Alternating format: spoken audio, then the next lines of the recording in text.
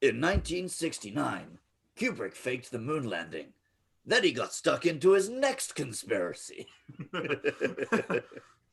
Yeah. This gets right into that. I like to scream MK awesome on this podcast sometimes, but yes, it's one of the big guns of sci-fi today. It is 72's Clockwork Orange. 72 for the States, 73 for the UK. It was Oh, right on the and then it got border. banned from the UK for quite a while, I Yeah, believe. pretty quickly. So really, 2002 for the UK.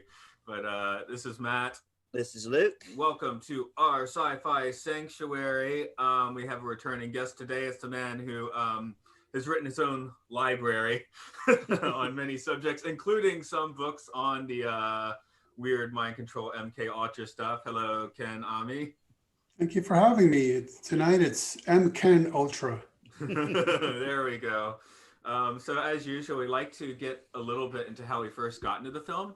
I was actually, so getting ready for this podcast, I read the book, I watched the movie, and I was like, I think it's only the second time I watched the movie. I was like, I want to read the book too. And I was like, oh, it's actually the second time I'm reading the book too. I didn't, once I was halfway through, I was like, I've read this before. There's a lot of things I remember from here that are not in the movie. So, and then I did a wiki dive on the book, and I didn't really do it. I ran out of time for the movie. So I guess I'm going to be coming from the hardcore book angle today. I mean, I watched the movie, of course, but yeah, I read a bunch of Anthony Burgess's essays and stuff, so I'll be coming from that angle. Luke, how about you? Obviously, I was aware of this film. I think I remember the controversy when it was re-released, and in my head had it like, oh, this must be a disgustingly violent film. I don't want to watch this. It sounds like a miserable experience. So I actually watched it for the first time this morning, about an hour ago. And of course, I'm a kid who grew up in the 90s. I'm desensitized to way worse than this, so it didn't really bother me. No, it's a weird, like Alex, it's a weird line between miserable and charming. Yeah. So, now, Ken, I invited you, of course, because of you've written books sort of going around this topic. I think I read one with the pop stars, which was fun. But how did this film come into your view in the first place? Well, for one, you guys owe me big because I had forgotten what an unpleasant experience it is to watch this movie. And I rewatched it a couple weeks ago, and 5 seconds in, I was like, oh no, what did I get myself into?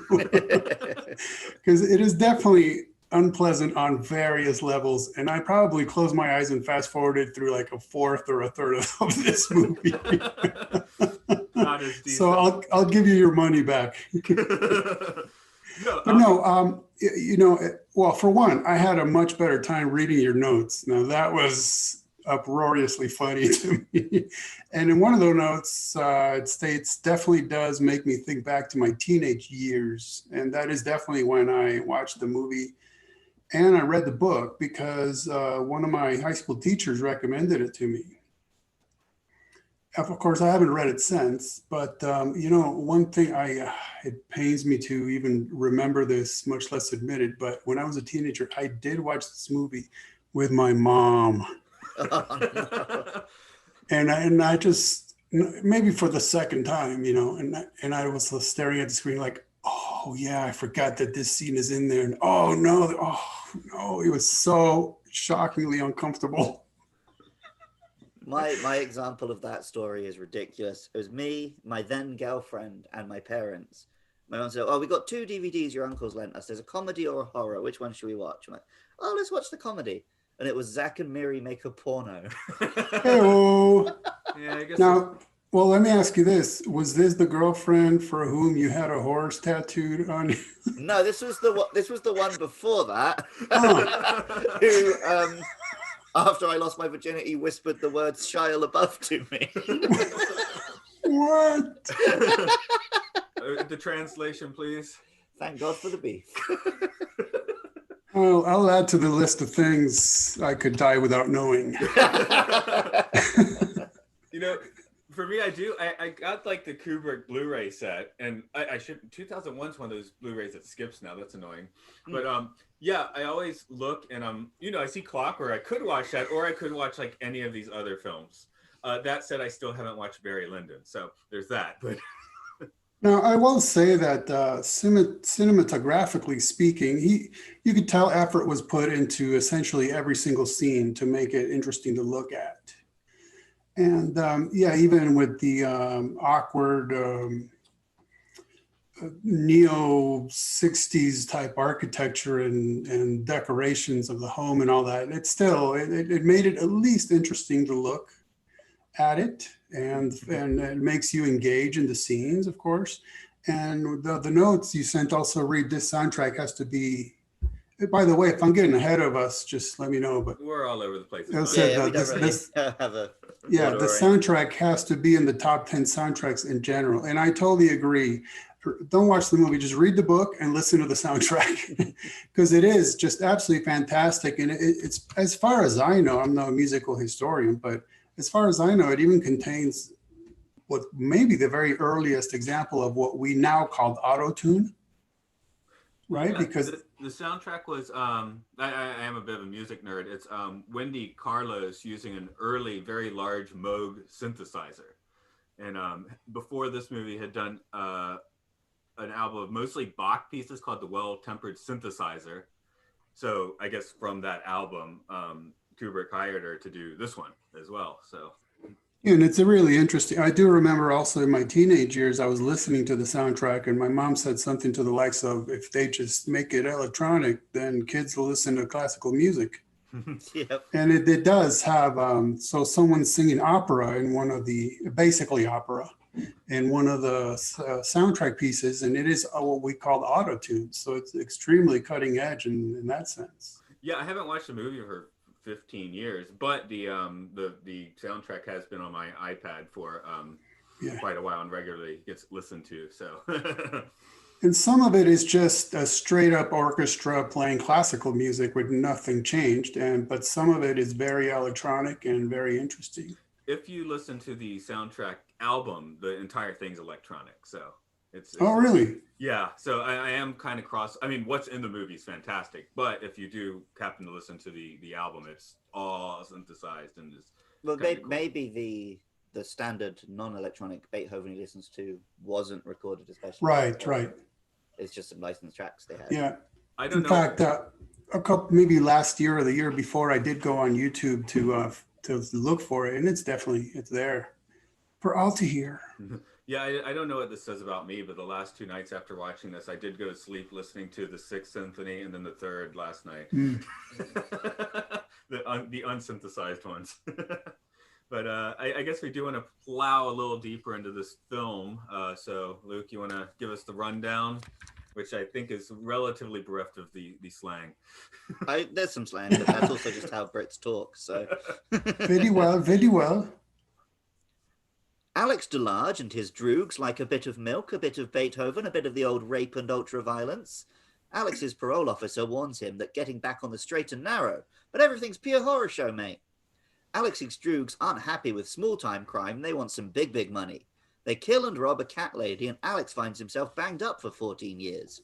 2 years in, and he's signed up for some rehabilitative treatment. Soon he's sick at the thought of sex and violence. Alex returns to a world that doesn't want him anymore, no longer able to fight or shag. He gets battered by bums and clobbered by coppers before accidentally finding himself the guest of a prior victim. After attempting suicide, our friend and narrator is approached by the Minister of the Interior with a request for propagandizing friendship. As Beethoven's ninth plays, Alex realizes he's cured all right. So Now, if I may, I did want to ask a couple of UK blokes, what is this slang horror show? Because I was under the impression it referred to something bad, but in the movie, they seem to use it as something good, like, oh, that was real horror show. That was excellent, you know. Well, I mean, that often happens, right? A word will mean bad and then slowly become, it means good. Granted. Literally the word bad in the 80s meant good. Yeah. That's bad. Yeah. That's sick, that's wicked, that's filthy. whatever word you introduce to mean bad will slowly turn into meaning good. So I think that's what they were going for. I think we did that in the States, but they took it maybe you guys take it a touch farther. Well, it's also the fact that we just constantly insult each other a lot, and that's how we show friendship. So Yeah, I know we are weird that way. When I went up to New England or Maine and they were using like "you're wicked smart," that one threw me off a little bit. Right, wicked, or in my day it was killer, yeah. It's called calling good evil and evil good. So this is an uncomfortable movie, but it really only has one actor, and it's probably one of the better film performances in general, I would say. Now, I will say, I did want to, throughout the entire movie, I fantasized about kidnapping Alex and giving him a proper haircut. It was particularly annoying when he goes back home and there's that other guy living with his family. It's the exact same haircut. I just found a replacement. Yes. How did you find two of that haircut? One of the reasons I probably never watched this movie until I was about 30 years old in the first place is when I was growing up, people would always say my dad looked like Malcolm McDowell. I mean, he had shorter hair, but I was like, I think I probably would avoid it. And then they're kind of right, so. The other thought I had every time I was looking at him, he looks like the guy who played Quicksilver in the X-Men films. Which one? No, the X-Men. Yeah, Evan Peters. Evan Peters. Yeah, I don't know. They just have a look. That weird mouth, I think, is what it is. Yeah. So if they ever do a remake now, I got to get him in there. Because anyway, when we were doing Star Trek Generations, I was like flipping out over Dr. Sorens because it's Malcolm McDowell, you know. Yeah. But this is his signature card here. Well, much. You'll notice in my run through of the plot, I couldn't remember any other characters' names. That nobody matters. Yeah, he's the only one. Well, that's kind of the point, right? Because in his world, he is the only one who matters. Yeah. Everyone else, even the doctors, just kind of drift through. Yeah. And it's the same in the book because it's first person narrated in the book, so It is like Alex's ego trip, more or less. Because I think even his mum and dad, they even refer to each other as mum and dad rather than using names. Oh, he's what? P&M. P&M. Yeah. Which sounds horrible. Now, if I remember correctly, in the book, he's 14 years old, right? 14 or 15, yeah. Which is, okay, so for one, okay. I don't recall the book very well, but the movie doesn't have a beginning, and it actually doesn't have an ending. It's more like a middle, right? We meet Alex, and he is who he is. He's a 14-year-old, which makes it all the more shocking, who has a gang, and he's into just random acts of violence, robbery, and the old in-out rape. At 14, okay, so the movie, we find him like that, and basically he goes back to that stage. I don't want to ruin the end right now, but it's just a middle. See what I mean? Yeah, I'm thinking about the 14. I just recently read a book. I believe it's Diane Lake, who is the youngest member of the Manson family. And while she is one that did not actually kill anyone, she actually was the witness that had the rest of them put in prison in the end. But she got involved with Manson at 14 and was definitely up to, Manson level hijinks at that point. So I guess 14 is not necessarily too young for this sort of stuff. The thing that surprised me in the film version is I think they cast someone a bit too old, because when his mum comes in and tells him to go to school, and I was looking at him, but this is a 30-year-old man. Yeah. But I can definitely understand why. I mean, this film was shocking as it was. Enough, yeah. If he'd been a 14-year-old actor in that role, then yeah, it would have been ridiculous. Oh God, the ladies the girls he brings back from the music store in the book are 10. Wow. You cannot put that in the movie. Yeah, well, and it's also this was on just from the Wikipedia. It's not consensual in the book, right? Oh, he drives them. In the film, it just came across they were just having a lark. Yeah, it almost like he's still being dirty, but at least it's good, clean fun in a way. Yeah. But yeah, in the book, it's even that's just horrible. So. And so the icing on the cake is that it begins with them in the Moloko milk bar, right? And so the notes say milk plus means extra milk then. Well, not exactly. They would go to this bar that specialized in serving milk plus any hallucinogenic of your choosing. Really.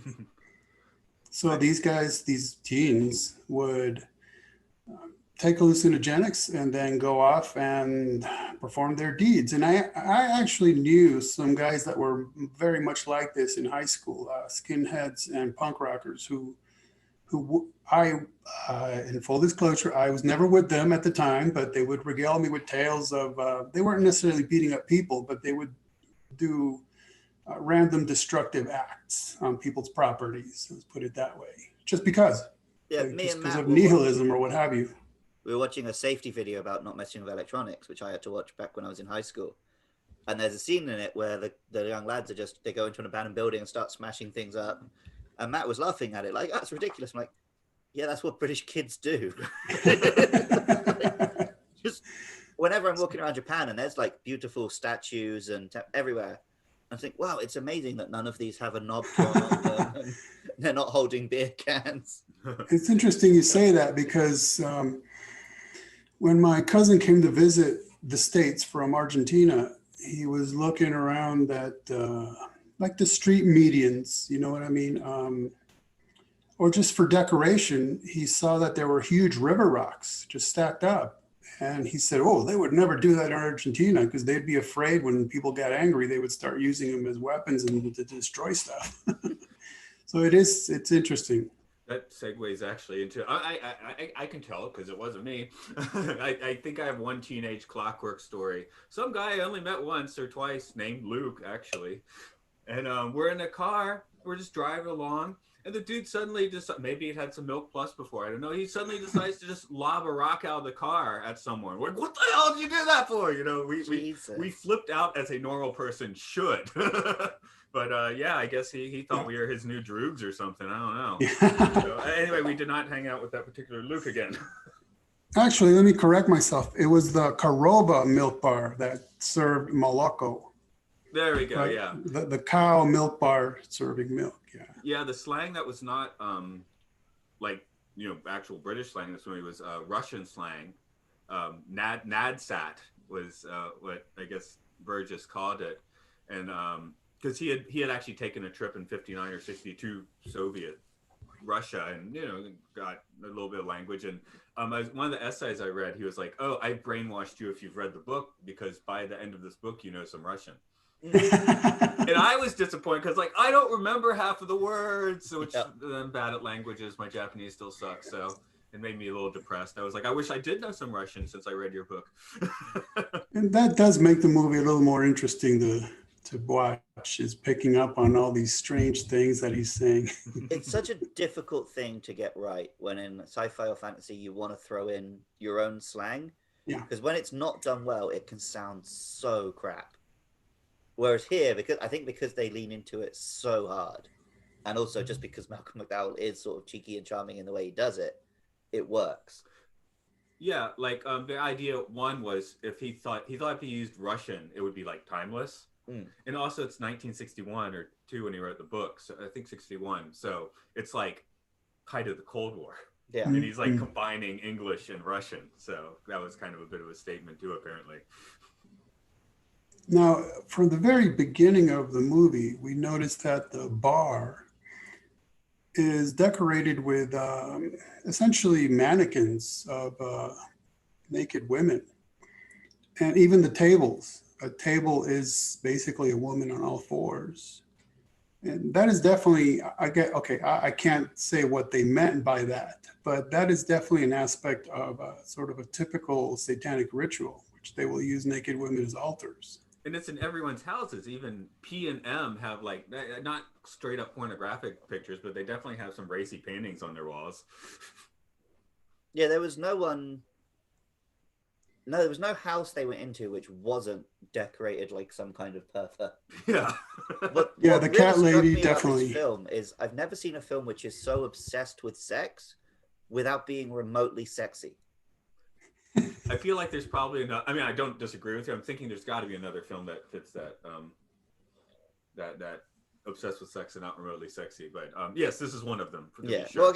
Well, this is the first on this podcast. Let's say. Okay. Which is, yeah. Well, that's in this case, that's a good thing because the point of it was that it was so horrendous what he was doing. So making it sexy would be just that much more horrible.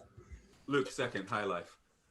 Oh yeah. High So Life. if you don't know that one, you probably don't need to. But that's one that also had a lot of like sexy stuff that was very not sexy. Yeah. But I guess we're into design now. Let's look at. We'll start with the non-pornographic parts. I definitely want to shop in that record store. That's for sure. So the bright colors and stuff. That's like that record store does look like the inside of my mind. I think. That one looked kind of like the Bill and Ted 1 future. Yeah. And it seemed to be set up in a circle so that you could probably just do laps and keep noticing new things every time you go around and round and round. For a record store, that sounds fantastic for me. There's this shop in the UK. I don't know if you have them in the States called Lidl. I don't believe German supermarket. But it's laid out. You have to do this big loop around all their weekly special offers before you can get to the middle bit where you do your actual shopping. Well, it's like an IKEA thing. Yeah, it forces you to find like a bunch of ridiculous bargains you don't need before you get to what you actually came in to buy. So many coats and shoes and stupid things. And in the note, you noted something about the coat he was wearing, which was quite stylish. I'll give him that. Oh yeah, I definitely like to play in a psychedelic band wearing that. Oh yeah, I mean, for absolutely abhorrent guys, his gang were very cool. Well, the cod pieces were a little questionable. I'd rock a cod piece. It's 2021, Matt. Go with it. But I did think, because they got that, and then later when they're videoing the films this way, they have the other Droog gang, and they're all dressed in white. I'm like, why would you and your Droogs dress in white if you're going to be up for ultraviolence? That's a lot of laundering. Well, Or yeah, they spill so much milk down themselves. those let's call them hardened prostudniks. Oh, we had a break in the Would seem to be dressed just like his own gang. Yeah, the only difference was they had the pirate hats instead of the bowler hats. And then, and then you'll recall that when they, I'll say, inadvertently rescue the woman from being raped, so they could fight the gang. That other gang is dressed in military fatigues and Nazi uniforms. Yeah, and later when he's in prison, he's got the red armband. I was like, that's kind of weird. That's not like no, that definitely wouldn't be a British thing. No. Well, I mean, apart from we did have. So now you guys said, yeah. So basically, they wore all white with the. I mean, it looked like to be the codpiece, which you generally would wear inside your pants, right? they would wear them outside. And then it made me think of maybe a very early version of what would become. I'm not directly correlating this. I'm just saying. The Cenobites in Hellraiser, right? Because they're wearing these all white uniforms with what I know you British chaps call braces. Oh, suspenders. That in America they call suspenders. But they have, if you notice, like Alex has eyeballs on his shirt sleeves, and then like a open wound gashed on his braces. And so they all have these appendages of something like a body being cut open or something to do with blood or a body part or something like that. And that's something I definitely. So you said. Yeah, I never noticed that till this viewing. I mean, being my second, but obviously that style, that fashion style, has become somewhat. Certain people are into it now, right? So. I was like, oh, I definitely recognize the eyeball thing. I just didn't realize it was on his sleeve in this movie. And then, so whoever wrote the notes wrote ultra laundry. Oh, yeah, that's me. Yeah, Matt keeps notes. Yeah, then they're filming like 3 sessions. And then Alex wears on one single eye, he wears fake eyelashes. And that's definitely a it'd be among the goth crowd. Well, that's one of the iconic looks of this film is that. Yeah. The one all seeing eye in the pyramid usually appears in the movie posters. A few years ago, my wife and I were at, it's called Kind's Home in Japan. It's kind of like a home, somewhere between a Home Depot and a Target, I guess. But she was wanting to test makeup. She's like, I want to see what this looks like. But don't worry, it'll come right off. And she puts it on. Oh, it doesn't come off. So I had to go around looking all day like Alex because I had like mascara on one eye. Yeah, I'd always let my sister do stuff like that. But this was completely by accident. But it's okay. In Japan, it's not Clockwork Orange isn't that well known, but you've seen multiple students wearing Clockwork Orange t-shirts, haven't you? Yes. The one of the big wow. clothing chains, Uniqlo, they recently brought out a line of all these classic sci-fi movie t-shirts. It's Clockwork Orange, 2001, Alien, Predator, and all the kids are wearing them, but none of them have seen these films. So multiple times I've tried to start a conversation like, cool, 2001, do you like that movie? They're like, oh, it's a movie? Yeah, and since I like it when they got the ape one, because we talked to that monkey, and then they're really confused. Yeah. We interviewed him on our earlier episode, but yeah. The design is cool. It's weirdly clunky sometimes. Like it feels, is it like lived in cheap? I don't know. It didn't feel cheap. I mean, a Kubrick film would, if it Never. does feel like that, it's definitely for a reason. The man had his resources. There's also, for me, the issue of that this seems to be a society in transition, because from the beginning scenes, it appears like it's almost post-apocalyptic, right? That these gangs are running wild. There's no law and order. Alex's neighborhood is an absolute wreck filled with trash. But then there is an active police force and a functioning government who's looking into this thing. So it's almost like, kind of makes you wonder, are they coming out of some sort of chaos or going into it or just trying to manage it, or what really is going on? I guess I'm glass half empty. I was thinking they're going into it, sort of Mad Max style. See, I didn't really see it as such a big issue. I just saw it as like a crime wave. Yeah. Gangs exist. That can happen without the whole world coming down around it. So there's a few important things about the book I think I should definitely bring up, having read it this week. One, I thought it was interesting. In the book, it's made clear that when he returns to his parents' like projects or whatever, it's been cleaned up. Right. Like everything's kind of nicer now. He meets another one of his old droogs that's not a police officer now, he's getting married. He's like an accountant. Again, the shorthand, the accountant thing, right? Yeah.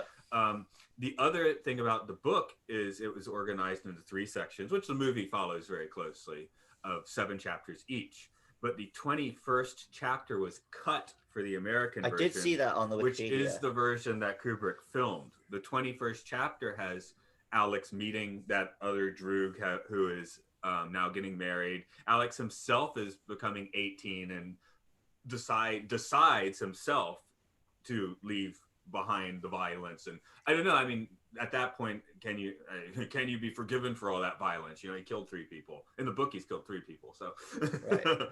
So okay. He does turn his back on it. But yeah. So that is absolutely key. That is a very important point. And I noticed in the notes it said, so we're jumping to the end. Okay.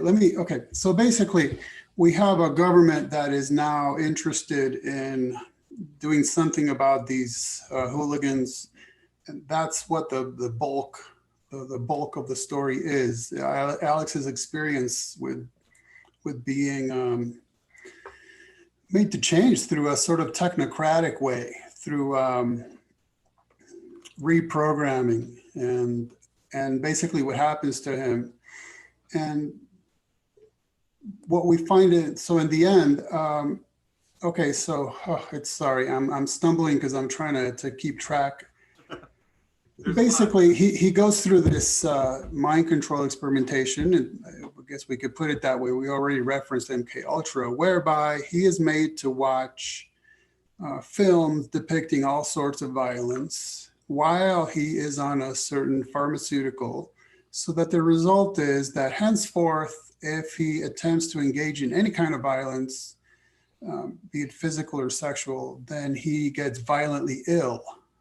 So that's what's supposed to prevent him from committing those actions. Yet we find out that during the showing of these films, they were playing some of his favorite music, quite accidentally, some Beethoven. So what happens is that now anytime he hears Beethoven, maybe a particular symphony, I think you said in the book, it's all. Yeah, I think they made the distinction in the book. It's all music. In the film, it's just the ninth. Yeah. So this is very aggravating to him because he is a Beethoven fan. You know, he wasn't completely without class, was he? So at one point, and we'll throw in some more details along the way, but at one point he attempts suicide. And as he's being rehabilitated in the hospital, then we have the whole scene of the government coming to him and apologizing for having done that to him.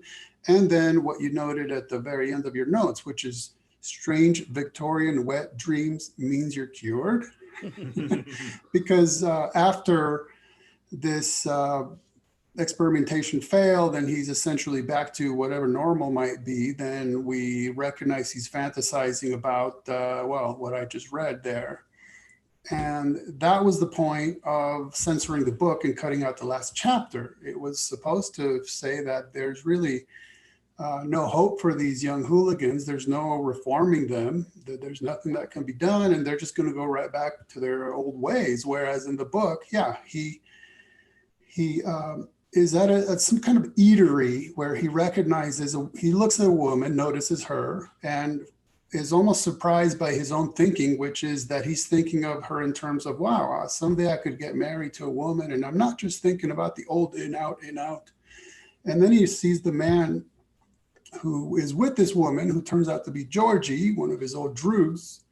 And so we see that basically what's happening to Alex is he's growing the HE double hockey sticks up.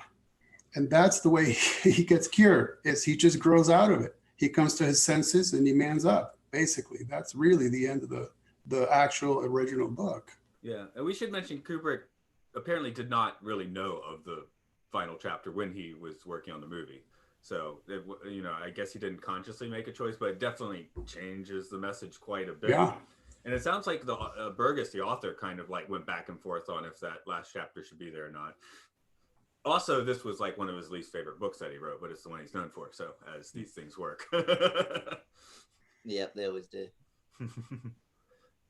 Well, the core of the movie, I guess, sort of beyond the fashion icon guy, say the Iconography. Word. Thank you. Is the mind melting brainwashing scene. That's sort of the core of this. That's where you're like, oh yeah, everyone on Earth, if they haven't seen the film, they have that image of the eyes being held open as he watches the images. Right. That's one of the most iconic shots in like cinema. So I don't know. I guess it's easy for Alex. It's easy for you. It's easy for all of us to sort of be like, man, I can hold my ground, But then we have this wild procedure, which I guess you could not hold. You feel like, maybe I'm up to a challenge. And Alex doesn't even know what he's in for. They don't tell him anything, right? In fact, we didn't actually describe this. He is put in a straitjacket. He's strapped down to a chair, and his eyelids are held open by metallic clamps, so he cannot even look away from the film. Although he is doing, in the last scene where he's in the chair, he's doing quite a good job of almost looking back. And maybe he is. He was saying that it doesn't matter where he moves, like the screen is big enough that he's always looking at it. No, I'm just saying the last shot of him. Yeah, he freaks out and turns around and talks to me. Because he's so desperate to look backwards at where the doctors are to explain to them that they shouldn't be making him suffer for listening to beautiful music. That's why he's so enraged. Yeah, his issue with the whole thing was it's not fair to associate Beethoven with it. Which, like, he seemed pretty on board with being cured of his violent urges. Yeah. And of course, the demonstration after shows just how, while he does seem, well, no, he doesn't break the program. They fix it for him, don't they? So the demonstration, was pretty wild. I can't imagine us having that sort of demonstration. I think the book just has him being beaten down. I don't remember the naked lady coming out in the book, but. Oh yeah, because I was surprised by that one because it seemed that it's not just violence; it's all sex. He is now disgusted by, because he wasn't. There was no violence. She walked up to him quite willingly, and he was going to reach out and grab the boobies. Yeah, like there's nothing wrong with that, and yet now that is also being associated with these same feelings as his violent urges have. Yeah, I mean, did they forcibly neuter him as well by this? I mean, effectively. Yeah, he'd basically been chemically neutered at that point. Yeah. So just to fill in the audience a little bit, after the procedure, the scientists want to prove to the government that they were successful, so they put Alex on a stage and have someone basically bullying him. So when Alex goes to strike the man, it's shown that Alex is incapable because he gets violently ill. And the same when a woman approaches him seductively and he's reaching out to her, and it's a no-go. So I guess it's more like an ethical cure at that point. But they even, right after that, I think it's the priest who comes in. Yeah. He says, like, he hasn't made any moral change. He's not chosen to be better.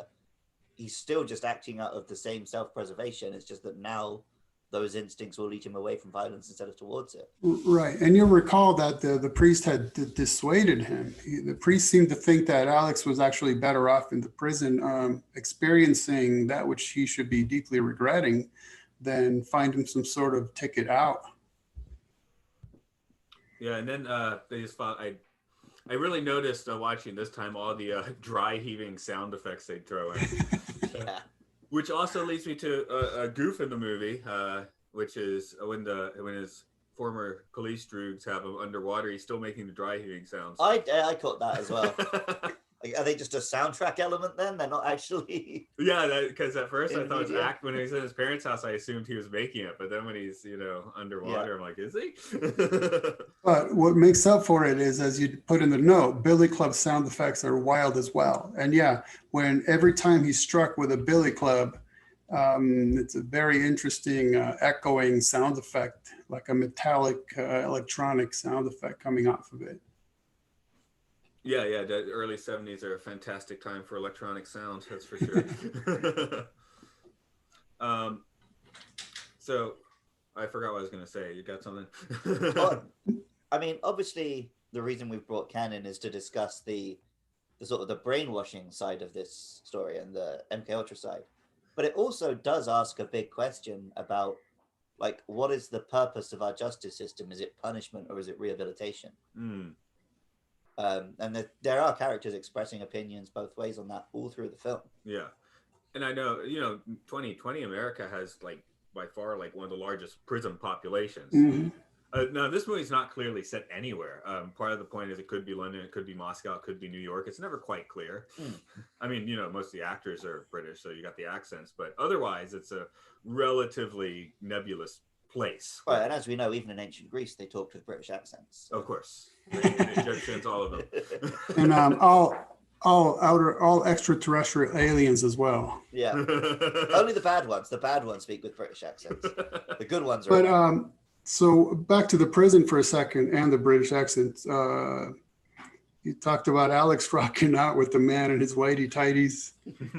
And I was thinking about the one character. I don't know what his position was in the prison, but to me, it was a case of the least amount of power I've ever seen go to somebody's head is that the man who, like, he has to enunciate every syllable, right? Like, he tells him, pick that up and put it down properly. That guy. Or he asks him, are you now, have you been a homosexual? And everything he did was so uptight, and he's doing the goose stepping just to bring Alex over to the therapist, right? And they're like, okay, whatever. They're obviously very nonchalant about it. He's goose stepping and doing all this stuff, and he's very, very much into the tiny amount of power that he has in that prison.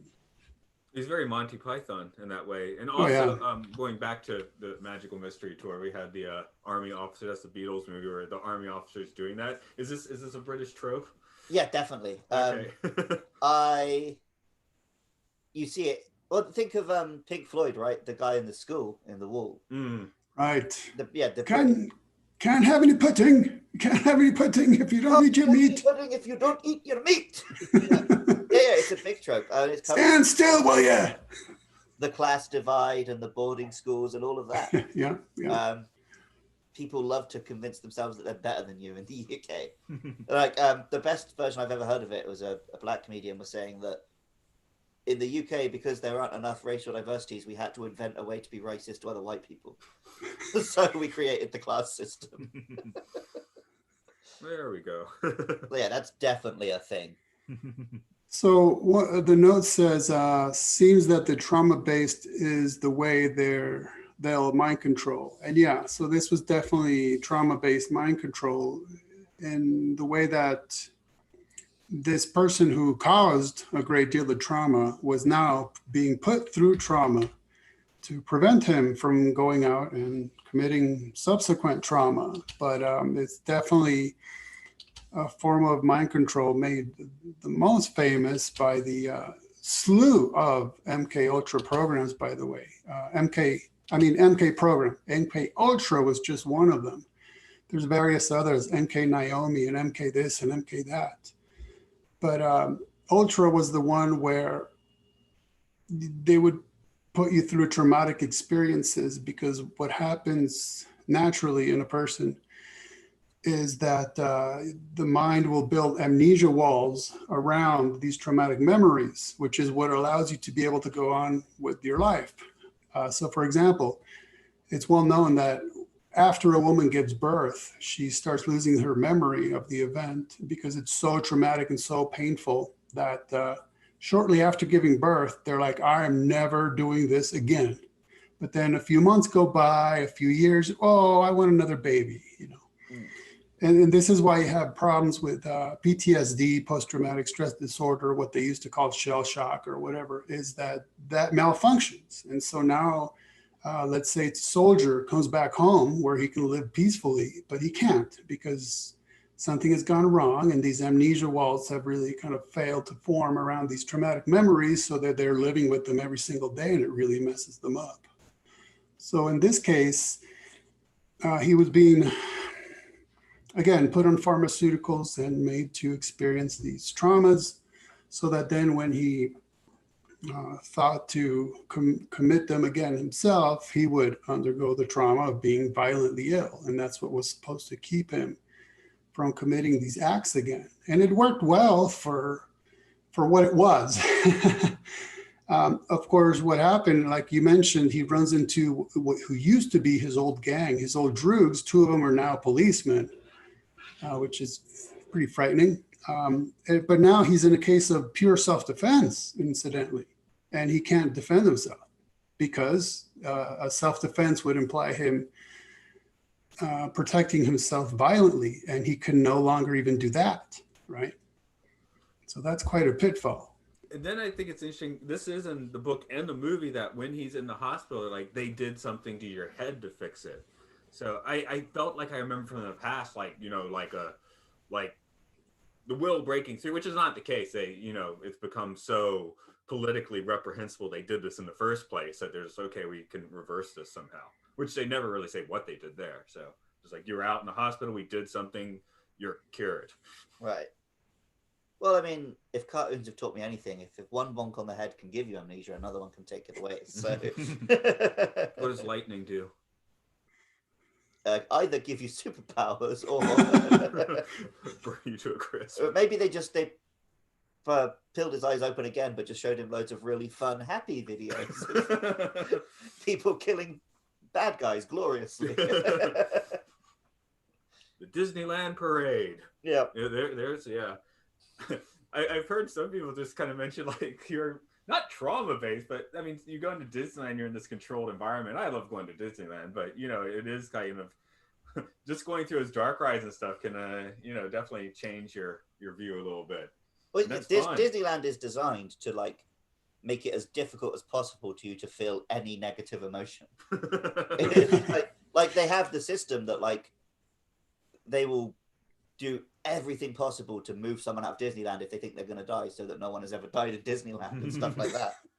So what about all the crying kids? That's an interesting one. It works for adults and maybe teenagers. It doesn't work for the real little kids. They still get grumpy. Yeah, but kids will get grumpy about anything. Right, but then that's why you're there. Like, you feel annoyed. These kids are like, how can you be annoyed? How can you be crying? You're at Disneyland. This is designed to make you happy. It cost me $2,000 to bring you here. Yeah. You will damn well enjoy it. It is cheaper in Japan. That's nice. That is interesting because in America, I used to, Luke knows I'm weirdly obsessed with this stuff. So I just noticed in America, they just keep jacking the price. Bump, bump, bump, bump, bump, bump, bump. America stayed relatively stable.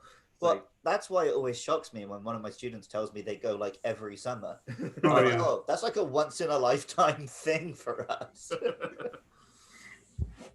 But yeah, this is more like Dismal Land, right? Was that Banksy's thing? I'm talking about started on Banksy. No, I know you don't. I know I was kind of stoking you a bit there, but I do like the name Dismal Land. That's fun. Well, that's everything Banksy. It's like it's worth a huh.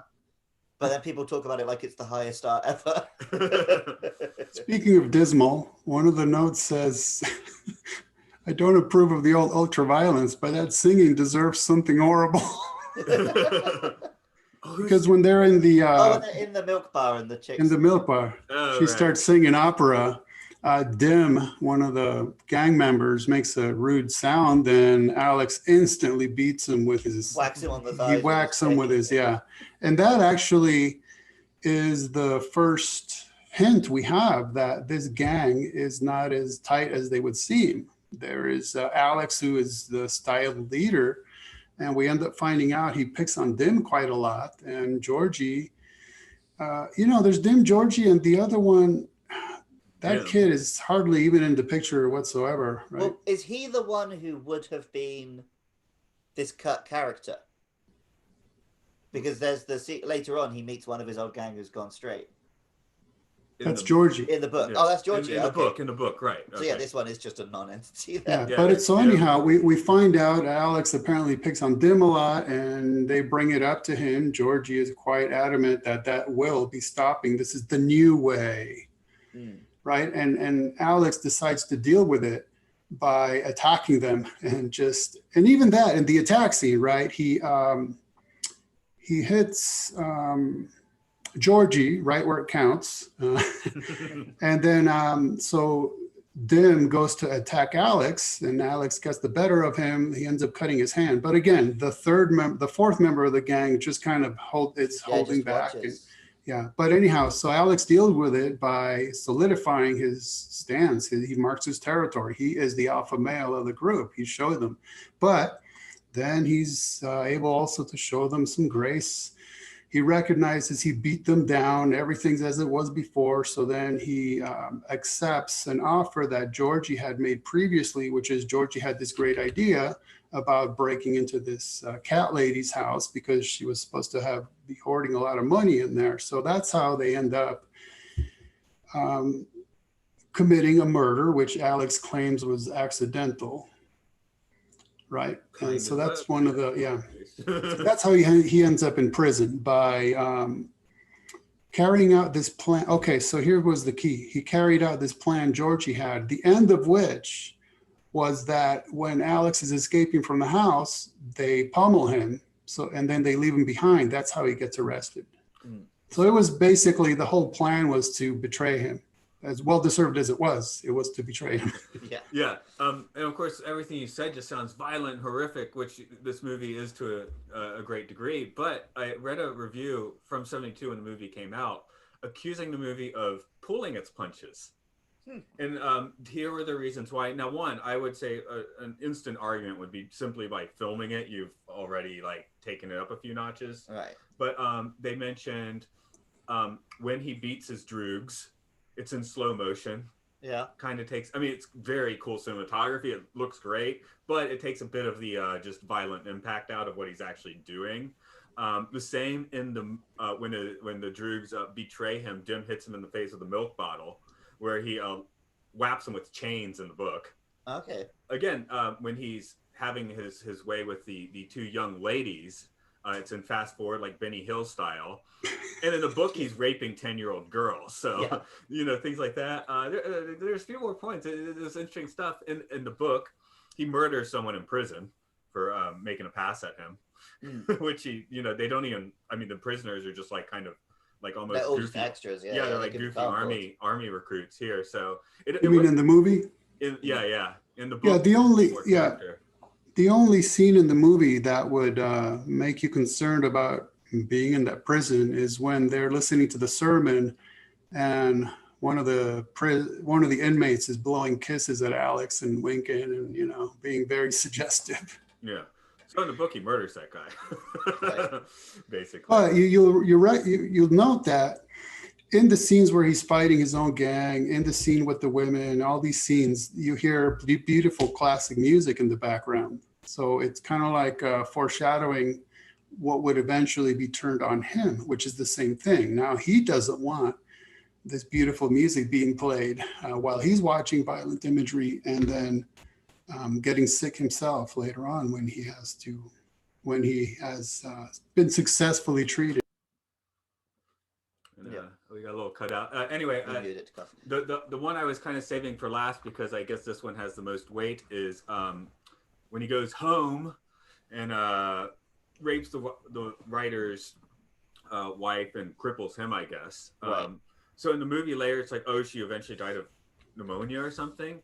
In the book, it's clearly like she died as a result of the rape. And more importantly, the book that the author is writing that's on his table is entitled A Clockwork Orange. That's correct. Which is there when he comes back. That's how he realizes he's in the house again. He sees the Clockwork Orange book again. Okay. Which I don't see why they left that out of the movie. Come on. I mean, but that was there when, by him not being actually directly responsible for her death, because again in the book he's murdered 3 people, in the movie he's murdered 1. So just for a little chronology, so yes, they do that. Then they they murder the cat lady. Then he ends up in prison. Then he gets beat up by the cop droogs, and then he's distraught. It's raining. He's been beat up, and he just stumbles into this house asking for help. And it turns out to be the house of the people that they raided, yeah. Yeah. And now what the notes say is moral: don't get stuck on singing one song in the bath, especially if it's not the one you sing when raping.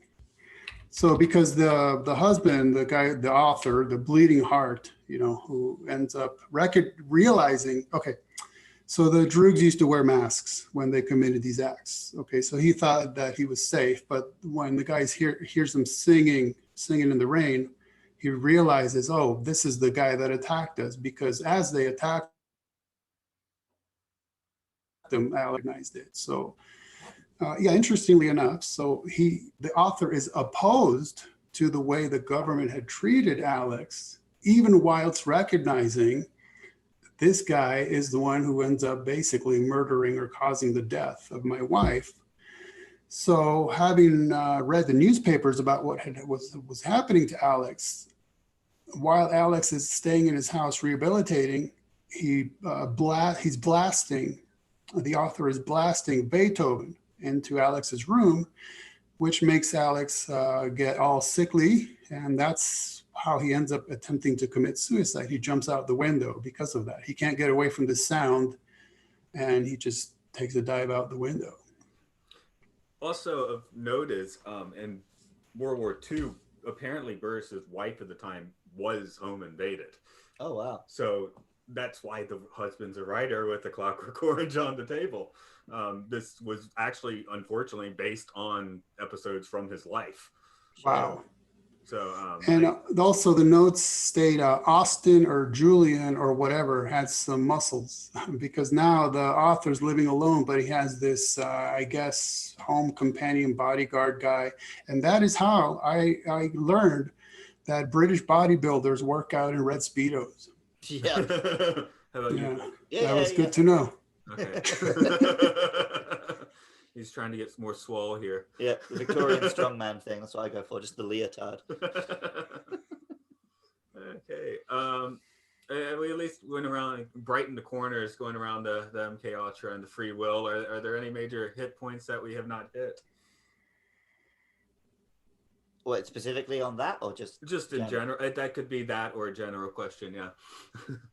To me, one of the scenes that stands out is once Alex is essentially in a body cast, right, failing suicide, but he jumped out a window, so he's all smashed up. And then the minister, the government personnel, whatever he was, is apologizing to him on behalf of the government. But Alex has to eat his little meal, so this government minister is literally feeding him like a baby, and that look on Alex's face is the most smug thing you could ever imagine. He's just opening his mouth like, come on in, you're feeding me like a baby now. It was so smug. Well, he was getting away with it in the movie, so a little different than the book, I guess. But, right.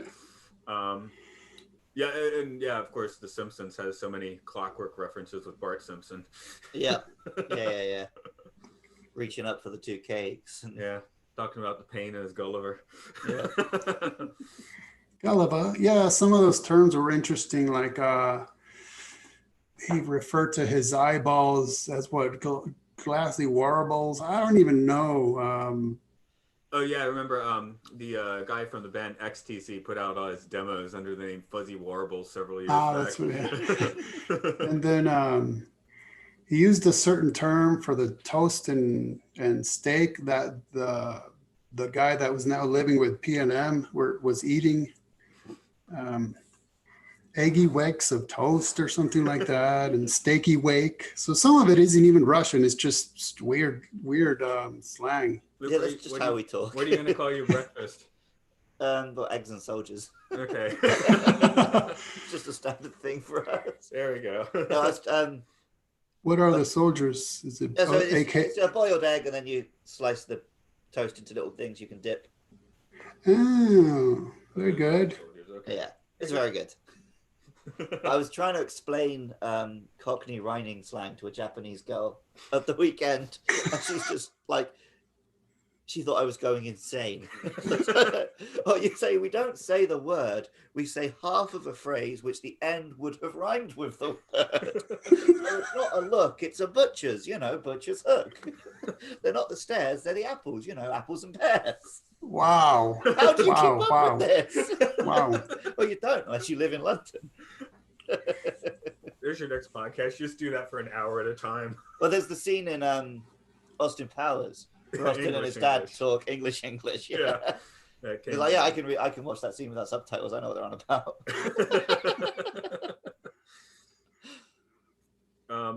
I did want to throw out. I might have even mentioned on the podcast. Just I find it so amusing. I think it was an MK Ultra operation, which is the Operation Midnight Climax. I've definitely heard of that one. Yeah, in the Nevada whorehouses, they'd dose middle-aged men and I guess film them or whatever. No, they'd sit behind a two-way mirror and watch. Oh, right, on a little porta potty, so they wouldn't have to go to the bathroom. They probably film as well. That's my favorite operation name of all time. That's your controller. Okay. You're smashing up my apartment today. Smashing up his apartment today. I killed the Zelda boss. I beat the boss. Yeah, I knocked it off my shelf with your ass. Obviously, this film is holding up pretty well, but I don't know if it's often watched. It's definitely a film you have to watch once. Because cinema, in terms of cinematography, it's very impressive. It is like a very raw look at just juvenile delinquency, but it's a film that I can't tell you I love because it's so pessimistic, and I'm so diametrically opposed to every part of its worldview. Like, both in terms of Alex, who is supposed to be abhorrent, and also just the world around him's reaction. Like, this film seems to be anti-rehabilitation. Well, Kubrick is a pretty sarcastic dude at base. I honestly, nihilistic dude at he's base. One of those you can't actually tell what his genuine beliefs are from watching one of his films. Yeah, so. But you'd have to be a sociopath for this to be your regular watch. Yeah. Well, it's like you said, it's entirely told from Alex's perspective.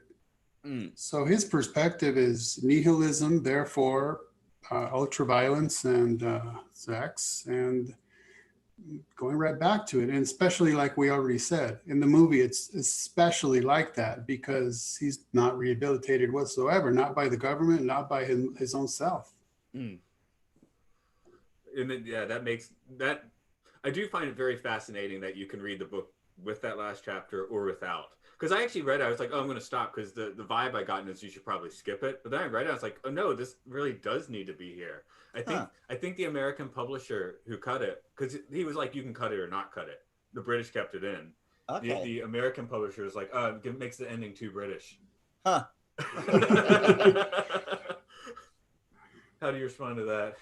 I mean, wait, so the ending is that he just decides to get on with his life and be a good bloke? Yeah. I don't know how British that is. Although, yeah, I guess it is very British that you go through an awful phase in your teens and then you just sort it Well, out later on. according to Pink Floyd, hanging on in quiet desperation is the English way. Yeah. But he's probably going to get married, become an accountant himself, and Yeah. repress everything that he actually enjoys in life. So yeah, that's very British. Yeah, I mean, he might not enjoy Beethoven in a few years just because. Yeah. He'll be listening to his own fuzzy warbles. I know. No, I'm sorry. I meant to singing. Yeah, it's weird. I actually do love classical. I hate opera. I agree. Yeah, I can handle classical more than I can handle opera. I've never sat and watched an opera. In my I head, have. opera is just like what happens in the background during Bond films. No, I went on a trip to Europe when I was a teenager. They made us watch 2 operas there. One of them was in the Vienna Stadt Opera House, which is the one in Amadeus. So Yeah. I mean, even though I don't like opera, it's like the best orchestra in the world and the best hall in the world. So sure. And then my wife's friend, when we were living in America several years back, was she was a professional singer. And so, I'm in this production of Madame Butterfly. It was a professional performance, but basically she didn't actually sing. I was like, what? We had to sit around through 3 hours of opera just to watch her be dead on the ground, because that was her role. She was one of the dead handmaidens at the end of Madame Butterfly. Well, this is like I get to say to people that I once played Romeo on stage, but I actually played Romeo's corpse in a mortuary in a sequel to Romeo and Juliet that we were performing. Okay, just lay there. Okay, don't move. Yeah, okay, good, great, fantastic. Applause. Yeah, I guess Kubrick has so much of a legacy, you can kind of leave this one on the back burner for the most part. But again, one of the best soundtracks, one of the best lead performances ever. So it's certainly, it's not lacking. Though I'm going to watch 2001 or the first half of Full Metal Jacket, which is also pretty bleak, but funnier, I guess. I think the next Shining I'm going to watch is next. The next Shining. The next Kubrick I'll probably watch is The Shining, because I'm in a bit of a Stephen King kick. But yeah, I'm very glad I watched this film. I could very happily never watch it again. Agreed. I'm not, in terms of the actual on-screen violence, like I said, I'm desensitized to that. It's the attitude of the character doing this violence. Like, I've seen some horrific violence in a movie, but I'm like, yeah, but this guy's fighting to save the day and they were bad guys, so I don't care. Whereas this is just a dude beating people up for shits and giggles. Yeah. And it's fucking horrible. I guess we're winding down a little, but Ken, I know you've written some books sort of in this wheelhouse, not this movie in particular, maybe, but with the mind control, do you have any particulars that people might want to follow up with? I've also written some movie review books. Well, yeah, those as well, but I had the impression that I sort of foisted this one on you. So, but what are a few of those folks might want to follow up with? Well, the movie review books, one reviews Stephen King's It, but that's actually a review of the novel and the miniseries and both movies. Then another one, it reviews the entire Aliens and the Predator franchises together, including the crossovers. Then another one's called Transhuman Hollywood, and that just has a slew of movies that contain transhumanist aspects. But as far as the, I don't think I've written any books that focus on mind control experimentation, but maybe touch lightly upon it. I think I'd been through one of your celebrity ones with those ideas, which was yes, fun. Yes. That was well, I wrote a series of books called The Necronomic Con Job. So one of them does one of them does deal with the celebrity culture, and it, I don't know, even just taking them at their own word, it does seem like they have experienced some level of some sort of mind control in various forms. I'm really interested to see what celebrity culture looks like the other side of the pandemic, because everyone's really fed up with the celebrities now after like the Imagine video and all that shit. Everyone's fed up of people in mansions telling us that we should be happy to stay in our homes. So. Thank you. Yeah, I'm finding it more and more annoying, and now they're having like celebrity game shows, and you get to watch celebrities watching some show. I mean, it's just it's. Oh, that's huge in Japan. Every show, whatever the show is, also has a little corner box out where some celebrity's watching it. Yeah. Oh man, I hated that when that started. Like reaction videos, basically. Yeah, I like can't stand reaction videos. Here's how you should feel about seeing this. To me, reaction videos are just one step above unboxing videos. No. I did do a reaction video once where the whole joke was that I'm just like. that is one thing on Japanese TV. Whenever I keep telling my wife they must have class in Tokyo where you learn how to eat things on television. Because they'll take just 12 bites and completely flipping out. So Oichi. I sort of it has to be much stronger than that. They have to like Oh. make the whole motion of their whole body, and yeah, it's pretty funny. But sorry, for your folks, can you give your website for folks again? Well, thank you. Yes, it's truefreethinker.com, all one word, truefreethinker. And that's a good place to start. I think I saw on there that people can kind of like barter with you a bit on which books, and could do that rather than Amazon. Yes, I mean, Amazon is good for getting out there, but it's not great in terms of paying the authors. So sure, if you buy directly from independent authors, that's always best. Now, one of our regular guests, he's a filmmaker, and he got a bunch of his films on Amazon, but once Prime started making their own content and stuff, they all got kind of shooted on out. So it is good to have your own, home point as well. So Yes. we know what you want to do with Jeff Bezos anyway. Yeah. As I say every time he comes up, to all of our listeners out there, if you ever meet Jeff Bezos in the street, do punch him in the face. That's where maybe a bit of the ultra-violence is warranted. Yeah. Or not. I don't want to punch anybody, but jokes aside, though, you should definitely punch Jeff Bezos in the face. Just him, only him. Any billionaire. Okay. You can get close enough. I don't know. I did the Bill Gates pie in the face. That was fun. But Luke, I guess I'll ask you to do. I actually got through the letters when I was recording my other podcast earlier this week. I got through the letters normally, but I'm going to leave them to you anyway. You can find our podcast on Twitter at MLSFS We're also on Facebook, YouTube, Apple Podcasts. Just search Matt and Luke's Sci-Fi Sanctuary. And if you want to hear more of this podcast, more of our other podcasts, or throw us $1, you can find us at patreon.com/podcastio. And if you like the music you heard in this episode, you can find more of Matt's music at rovingsagemedia.bandcamp.com. I really was going to try and play some stuff on a Moog, but it classical, but it seemed too difficult. I could do it on a cello, but not on a keyboard. I can leave you with Clockwork Orange. Wow, I'd have to put that at the beginning instead of myself. I might do that. But yeah, Ken, as last time, it's very cool to hear your perspectives and things on this, and a good way to get down deep into films that have something to say, even if they're not necessarily a pleasant view. I definitely enjoyed this a lot more than watching this movie again. That's sometimes how it works. But yeah. Oh, you cello vex can go vidi a bit of the. I didn't learn the slang well enough. Where are we gonna vidi? Out the old apples and pears. Okay, there. That's good. Oh, you cello vex vidi out the apples and pears. That doesn't even make sense. That's okay. It's like comparing apples and pears. Yeah. You don't do apples and oranges and. Well, oranges doesn't rhyme with stairs. Oh, good point. Okay, that was a Pink Floyd song, apples and oranges.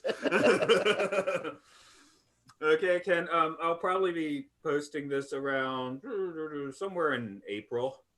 We were going to make April our not doing sci-fi month, but we're pushing that back to May now. So this will go up in April, I think. Yeah, we're going to call it Mayhem. Yeah, sure. Why not? Hey, not a bad idea. Okay. And in America, April 1st is April Fool's Day, so you might do something with that. I don't know. Last year we did something for April Fool's Day, but we noticed we don't have an episode up on the 1st this year. Yeah. So We just did terrible films for April last year. Or at least one of us thought it was terrible. So. Yeah. So this year was going to be just films that definitely are not sci-fi. But that was going to be April, but yeah, we're pushing it for April Fools, but push it back to May. So Yeah. But I forgot to mention. I started writing a singular book reviewing movies with alien and UFO themes. Hmm.